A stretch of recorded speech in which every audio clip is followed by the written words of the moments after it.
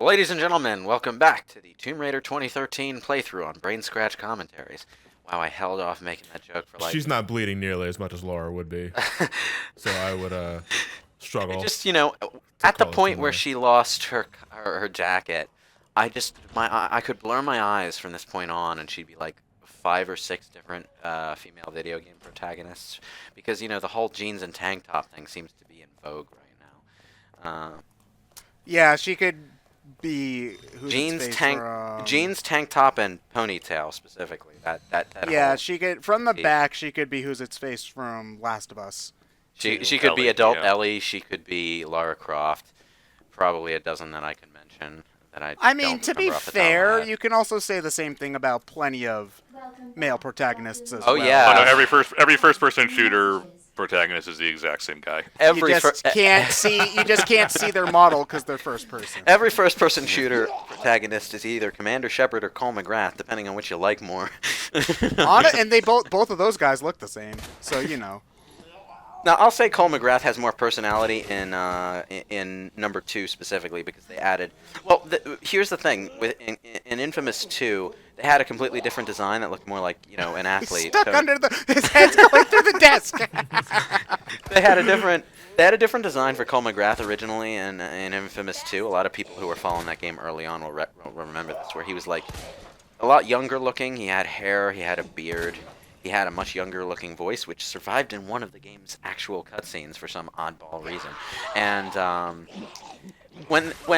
there was fan outcry, so they went back to his original design, but they implemented a few elements from that original design into his classic look, so that they could keep some of that personality there. So he had like athletic tape on his hands and some tattoos. Neither element was as heavy as it was in the prototype design, but it looked nice. I thought Infamous 2 Cole McGrath had enough personality to justify being yet another bald white guy in a video game. Baldness was easy to render, by the way, was the reason Cole was bald. They had a bunch of like way more interesting designs lined up for him in development, but wound up not using any of them. It seems like that's the case a lot of the time. It's like, wait, Wang. Oh, I thought for a second it said Little Wang, and I was like, what? No. Mendoza.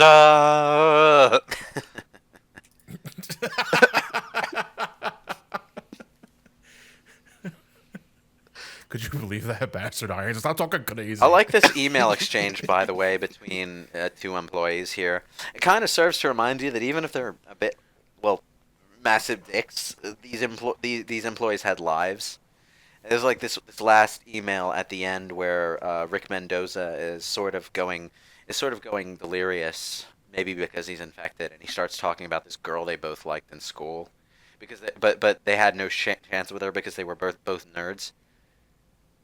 And how he was like borrowing Yeah, this comics this what and this games what back this then. what yeah, this was still the 80s and 90s, so yeah. Yeah. You couldn't really be into the games and the comics back in the 80s and 90s without people getting on your ass about it. It was a pain in the ass. So, were the people working here at Umbrella like making the sketchy zombies and shit? Yeah, at the same time, they're just well, for most of them their reasoning is just doing our job. Well, not all of them Yeah. were necessarily involved in the T-virus, G-virus research. There were other things that were going on here. Because But- it's And some I assume are making actual pharmaceuticals. yeah, because Yeah. there's reasons to be studying this kind of virus that don't include trying to make bioweapons or like infect Remember- the world or make zombies or whatever. Remember when I mentioned that we would be putting this inside of a mechanical Resident Evil 2 reference? This whole animation this is one for one, except it's mirrored left to right. An animation that played out in the PlayStation 1 version. It was all It was very super impressive back then. Yeah, it was all very impressive 3D graphics at the time, but I still can't wrap my head around why you needed to do this complicated robot arm thing to get a goddamn fuse case.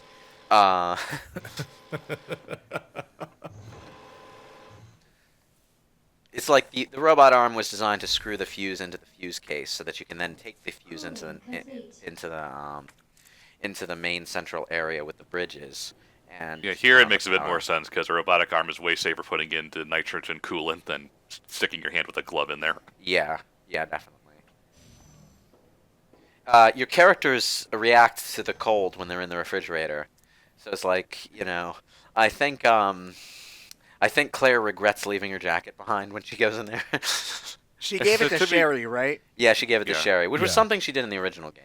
Another cool thing the original game did that Prince of Persia: The Sands of Time would revisit in a way better way later was that as you progress through the game, your character would change their outfit. Like, Leon gets injured and then walks around for a little while with blood on his outfit, and then gets bandaged around the outside of his cop costume. And then Which they kept in this game. Yeah, as an alternate costume. yeah, the injured version of his classic outfit is bandaged on the outside. Yeah. The Makes no fucking sense.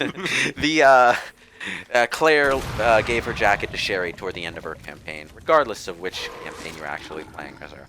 But it looked a lot more interesting in that case because she was wearing, the black undershirt with the short sleeves along with Yeah, her. it was like a biker shirt. Yeah.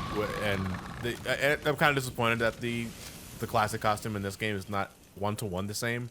Yeah, she kind of still has the tank top, or a different. I love tank your top. reaction to the zombie scream. She has the tank top in her classic outfit too, so it's a little weird. And I'm disappointed by that because she looked kind of badass in her original classic outfit, and part of the effect was the amount of black going on alongside the pink. And when you Yeah, and the underside. yeah, when you take the sleeves away from her undershirt, it kind of unbalances it in favor of more pink than black. It's a petty comparison to make, but yeah, that's kind of the impression I got when I looked at it. So does the classic outfit make you like low poly, or is it just a different? Oh, outfit? there's a low poly version that was added as free DLC like a month after the game came out, like right around the time nice. Ghost Survivors came, and you can get that like right from the start. The classic outfit that you unlock in game is like a high poly, alternate costume for the modern model, where Like if they actually made that outfit for this game. yeah, so Yeah, which looks more cosplayer than Leon's RPD uniform from RE4. yeah, it does. Well, that's because of the realistic art style as opposed to somewhat middle ground art style,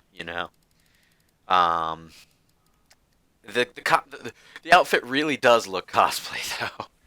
Like It really it looks does. like something he might have assembled from parts and pieces ordered off Amazon for a convention.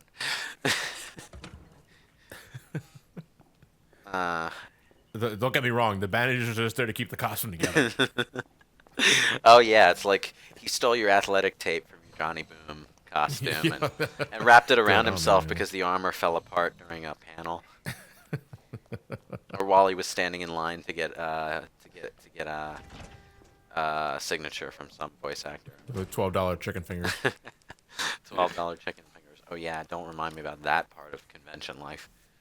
That's why you always go somewhere else to get food. Yeah, I mean I complain about it. But Well, the thing I always liked about MomoCon is that we were right across the street from the CNN Center. Yeah, They don't even bother Just really release. selling food in there because they know everybody's gonna go do it. they have Chick-fil-A. Like I think they have a Chick-fil-A stand in there, but I think the prices are about the same as if you were to get it normal. Just Well, at I the- mean, at why the would you mall. make a more expensive Chick-fil-A stand than the actual Chick-fil-A across the street? That would be dumb.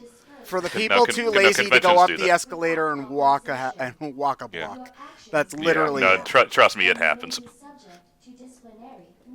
Anyway, we have killed Plant 43, and this spawns a few plant monsters I think that weren't originally around here. So you can't kill all the plant monsters ahead of time, unfortunately. Yeah, you see, there's this one here. I'm a boop you. You see, Boop. you see the dividing line in the scalp of the monster? That's where its mouth is. The entire head splits open into this just jagged hole full of. So bullets don't do anything to these guys. Oh no! No, they do. You just have to aim really particularly. They have glowy weak spots that are like big orange bulbs. You shoot them and pop them, and once all of them are popped, they fall over unconscious. But while they're unconscious on the ground with their vines wiggling around, the orange bulbs grow back over time. So You have to burn them to completely kill them. yeah, you have to burn them to keep them down. Anyway, I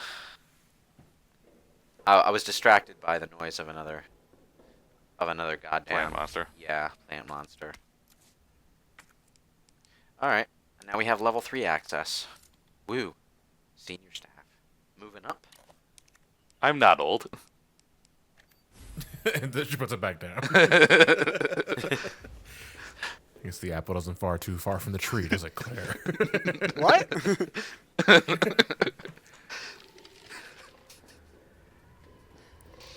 We were just destroying their entire family. I'm just doing this for the hell of it. The Redfield line. I'm just doing this for the hell of it because, like, goddamn, I stocked up for flame rounds for the entire game. I want to fucking use them. I could just leave the room, but... Damn. One is a klutz and the other's a ditz. So satisfying. Like, what would the catchphrase for Chris be when he walks in and then the audience cheers?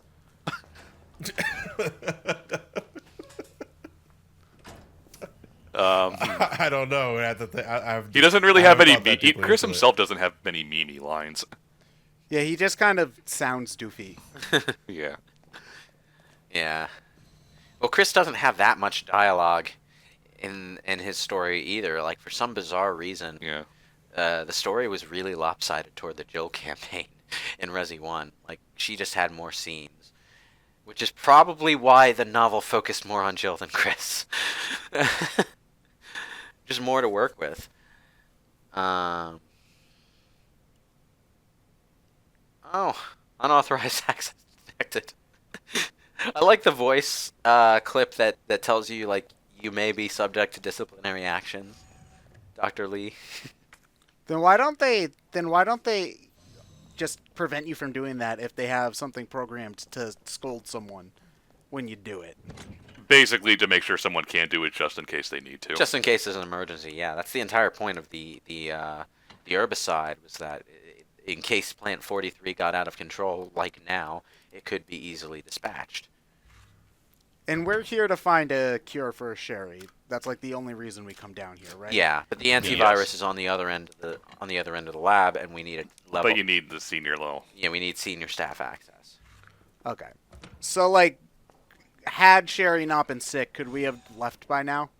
Yeah, you would have just left. Yes. Okay. In any case, the plant monsters are only really a thing in the east area, so you don't necessarily need your flame rounds after this. I mean, they're good for boss fights, but...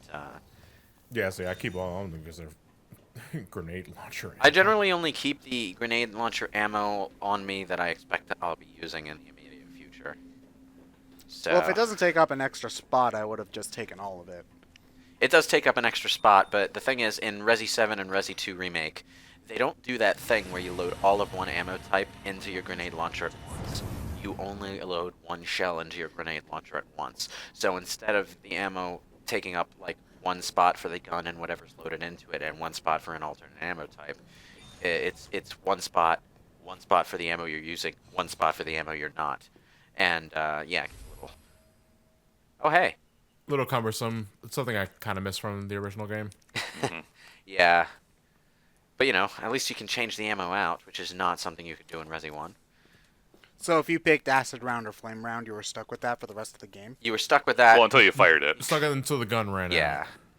I mean, it wasn't that big of a deal because, like, there aren't that many enemies, and there aren't that many different kind of enemies, and enemy types aren't, like, super sensitive to different ammo types. And you can always pause the game and just combine the rounds with the gun, you know.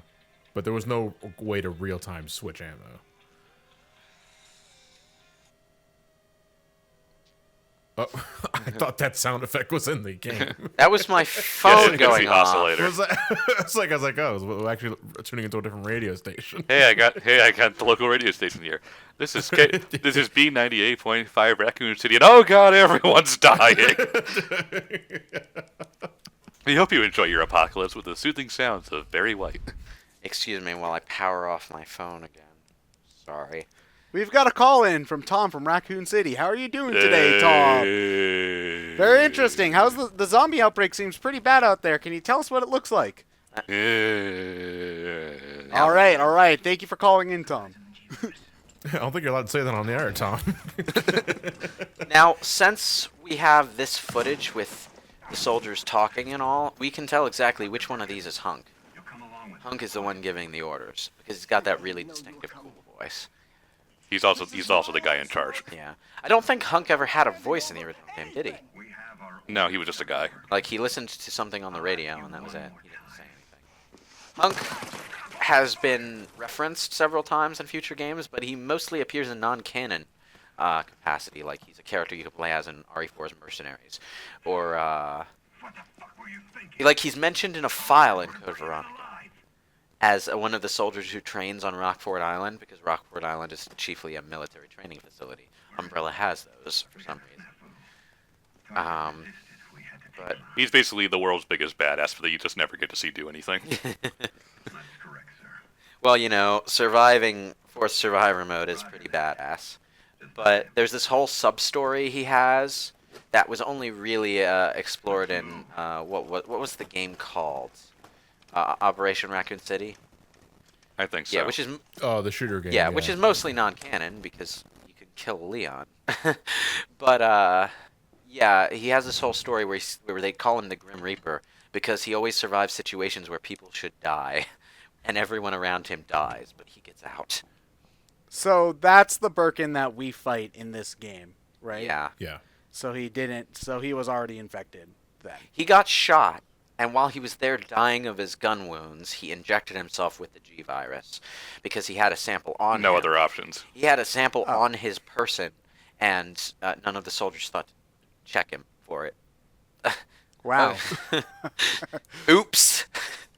Wah wah wah wah wah wah. This file tells us something that we didn't find out in the original game, and that's that because Umbrella was trying to rush the completion of the G virus, Birkin was looking for funding from outside sources to get it completed, and he made a deal with someone in the U.S. military to that end, and Umbrella got on his ass for that and wanted to complete him and wanted to prevent him from giving away their super evolving. They basically were gonna shove him out the door if he tried anymore. Is that something that happens in 5 or 6 that the military gets the bioweapons, or is that just an added story detail for flavor? Well, one can assume that the military does get their hands on black market bioweapons at some point after it goes to the black market, but it's not a big factor.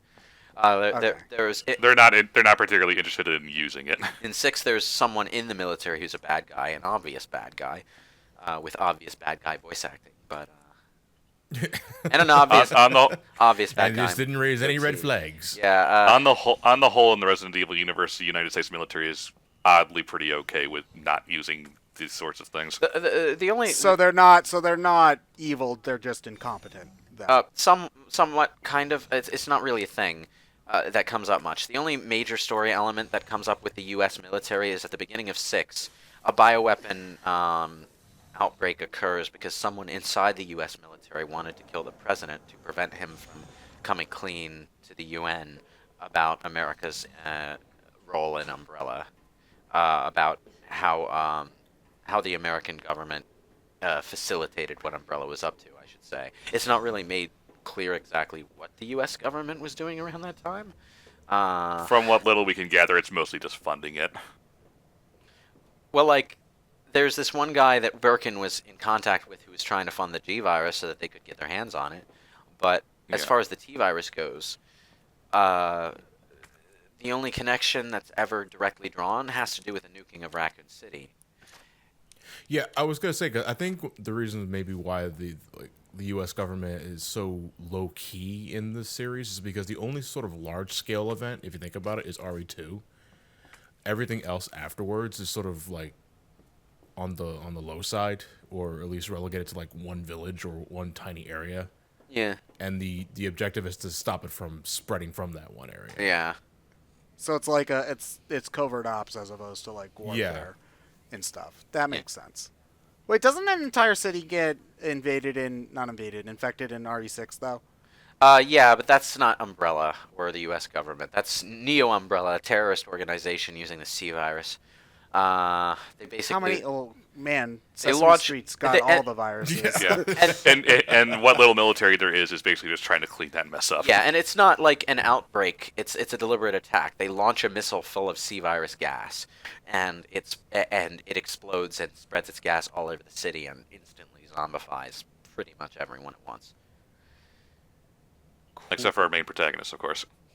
Oh yeah, they're just luckily not in the right place to be infected. I mean, there were indoor places. And the gas very luckily disperses enough to not infect any of them after the fact. Well, it's not like everyone in the city gets infected. I should say that like indoor areas were mostly safe, but then the zombies broke in and killed everyone anyway.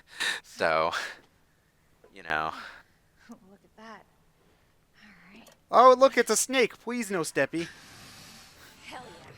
It's like alchemy symbols and stuff, Got I it. think. I'll leave the think other one it's- here so Leon can pick it up. I think it might be a caduceus. Thank God. Catechus, however the hell you Antivirally. Maybe. pronounce that. It's a good 'Cause thing. it's Whatever like- your Pokemon whatever your Go. Atlas surgery game thing. It's a good thing So it's she... it is the hospital from trauma center, and I'm impressed that you know that. But it's a symbol of like health or something that's on a lot of hospitals and stuff. It's like two snakes going woolly woolly woo around each other. Is that the scientific term, woolly woolly woo? Now it is. Okay. All right, it's time for a pretty bullet spongy kind of boss here. So I'm Yeah. just making ammo. Yeah, you know that big obvious boss arena you passed on the way here? It's going to be a big obvious boss arena. Are you telling me that they had a giant room with a bunch of empty space and giant hanging corridors that could fall and lead to your death, and it's not going to have a boss fight in it? No. Oh wow, I'm impressed at this game's restraint. Oh jeez, man, you've got way Yeah. too many herbs. Yeah, I know. When Well, you're playing, he doesn't. when you're playing competently, you have a lot more health than you really will need. yeah. Or you're in Colorado. I mean, on your first blind playthrough, you'll probably be on the edge of your resources for most of the experience, because Yeah. they seem to have been really really good about pacing out the resources so that you have just as much as you need if you're bumbling around without a clue. I wonder how much playtesting it takes to figure out how much health on average people will have at certain points of the game, and then where to put herbs and stuff like that in order for it to be just Well, the right that's amount. also a matter of experience. Yeah, I mean, that's true, but I'm wondering how much long. how much the newer players would probably use. Yeah, that's a good Yeah. question. Yeah. It probably It's wouldn't take as long as you'd think though, because the game isn't that long. I mean, we're already at the end and we're in part 12, just for one campaign, and they really just have to test out one Yeah, campaign. these parts are also like 4 hours Yeah, long. they really just have to test out one campaign and create a similar balance in the others, because it's the same general number of enemies, the same general number of guns and ammo. Hey, Birkin, how you doing? Oh Will? yeah. No, that's the next era we'll be singing remake. Oh okay. Oh, he's got like a little T-Rex arm. Aw. Not for long. Just wait. I like that. I like Claire's reaction here. She just raises her dinky ass snub nose gun. And she's like, "Your ass again." Well, if you're gonna take your husband on, I'm just gonna go save Sherry now. Okay, thanks, bye. Why did she shoot a super soaker at him? No, it was an acid round. Yeah, It looks like a super soaker. it seems. but okay. It seems to be some sort of acid round constructed of antiviral, which is why she was so sure that one round would do it, and why one round seemed to do it for a little while later. But, yeah, we get a different flashback at this point, depending on whether we're Claire or Leon. Claire Sorry, shows that line made me laugh. William Birkin's voice acting is like just perfect, fucking perfect. William. You should have shot him. You really should have shot him. Wouldn't have mattered at this point, though. Shoot I him in the mean, head if before he- he has a chance to mutate further. I don't know why. I just. No, the big thing about G-Virus, though, Well, is like it's if the really body- big I on don't know regenerative why I couldn't properties. shoot my husband dead in cold blood. It's because you're not a psychopath, honey. What about It's okay. Yeah. I mean, a lot of people died because you let them go, but like it's thing- understandable. the thing about a virus is if the body shuts down before it can spread, the virus can't. That's no excuse. So if she'd killed Birkin, it probably would have worked. This happens in both Should I scenarios. do something? That exact thing happens in both scenarios. And I think the only concession to the fact that it might have happened once before is that in the B scenario, she'll stumble in looking injured for this scene rather than looking relatively healthy like she did here. So for Leon, is this Mr. X instead of... This is still William. Oh, okay. It would have been Mr. X in the original game, but Yes.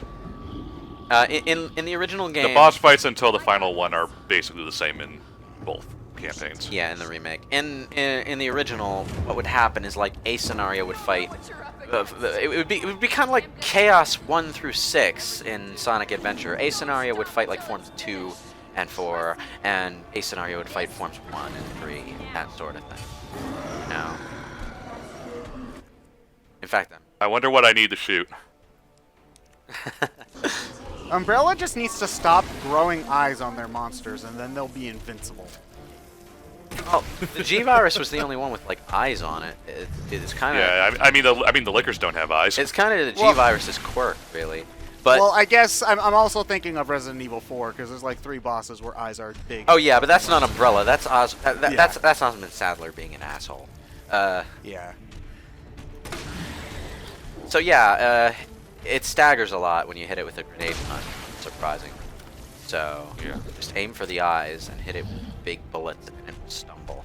Oh, now he's Goro. Yeah. Yeah.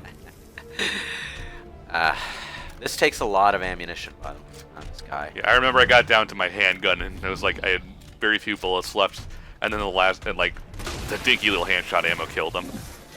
Now, Well, that's fine. It doesn't take many bullets to stun the eye. I didn't know this Yeah. until I watched a video of the fight later and someone did it, but if you hit like the canister while it's holding it with like a flame round or something big like that, you blow the canister up while he's holding it for some bonus damage. Yeah. Does he take damage from walking in the fire, or... I think he does, Um, yeah. I mean, it's Yeah, I'm fire. not entirely. Obviously, we can't look at the damage values while it's going on. It's not like he has a health bar or something. I do like that the grenade gun has like the exact design when it's fully upgraded that the original grenade gun had in Resi 2. There you go. Max damage time. Yeah, once you destroy both of the big eyes, you get his main weak point here. That closed altogether too quickly. Yeah, the best thing to do is just empty your guns on it. That jump really hurts. Yeah. Don't try to reload. Just empty everything. So when you run out on one gun, just switch to the next gun? Yeah. Yeah, that's how you get the most damage on him in any given phase. When he opens the chest eye thing. At least that's how I go about it. I'm not sure if like speedrunners have a different idea on that. This is way I'm not sure how far along the speedrunning even is on this game. honestly, this is way more epic than the G-Virus fight in Resident Evil Degeneration, where Leon was doing his Advent Children shtick.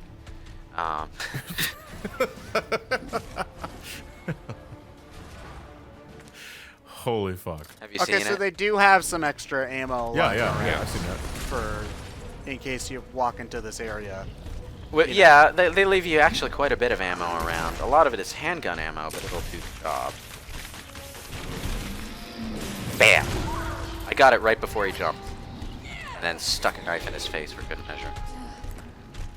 Does that keep you from taking any damage, or just... I Yeah, think it's it a does, defensive yeah. Boom! Popped his leg eye with my spark shot. He's releasing steam like he's a No, machine. there. he's open. He's about to throw the big ass thing. Yeah. I think that's the one thing that he throws that you can't. Yeah, it's part of the battle. Yeah. Yeah, there's the idea. Just empty everything. This is overly dramatic music, though. I think it kind of feels out of place with the rest of the game. Well, this is Well, it is the final boss, right? It's not the No. final boss, it's the penultimate boss. This is the point at the game where whatever character you're playing as is like, okay, I'm going to fight this guy head on. Finish this. Now. So it's supposed to sound triumphant and epic. Because that's the feeling you go into this battle with, especially with Claire. Claire is just like, you know what? You lock me in here. I'll kill this thing. In Leon's scenario, it's like Annette Birkin hits the elevator switch without Leon's consent. And he's like, bitch, what the fuck you doing? You're under arrest. I mean, I'll kill him, but So, what So, army, pretty boy? so in this particular scene, Claire winds up feeling like a lot more badass than Leon, because she goes into it willingly and very, very confident. Because by this point, she's fought William Birkin like 3 times, and it's like, you know what? This is getting old. I know I can do this. It's like when Ethan fights Jack in Resi 7 at the end when he's in his mutant form, and he's just like, this is getting real old, Jack. He's not even scared anymore, you know. Wait, let me guess. He's not dead. No, Claire, anyway, he's he's- not. The machines around us think he is, but it's going to take a lot more than that to kill Birkin. We're not going to see Birkin actually die till the end of B campaign. The one B scenario exclusive thing that they kept B scenario exclusive was the B scenario extra final boss, which was never a challenge and still isn't a challenge here, but is a nice epic moment. Damn it! you don't have the room. You were too good. 3 You sub. threw away 3 bullets for 2. Well, there were some machine gun rounds, so you know. And yeah, the Magnum ammo is way more important than 3 machine gun bullets. Okay, you see, I would have shot them just out of principle, so they technically. Yeah, that triple tap on the body. There's a bunch of handgun ammo over there too that I could be I mean, taking. you don't really need it. Yeah. If I were playing as Leon, I'd be all over that shit though. You just fucking eat the bullets. I think I'm trying to figure out like something that I could use. If I were playing this now, what I would do is I would probably use the first aid spray because I've got plenty of that shit in my inventory, Yeah. and I Axe body did spray. end on yellow fine, so I do have some health to recover.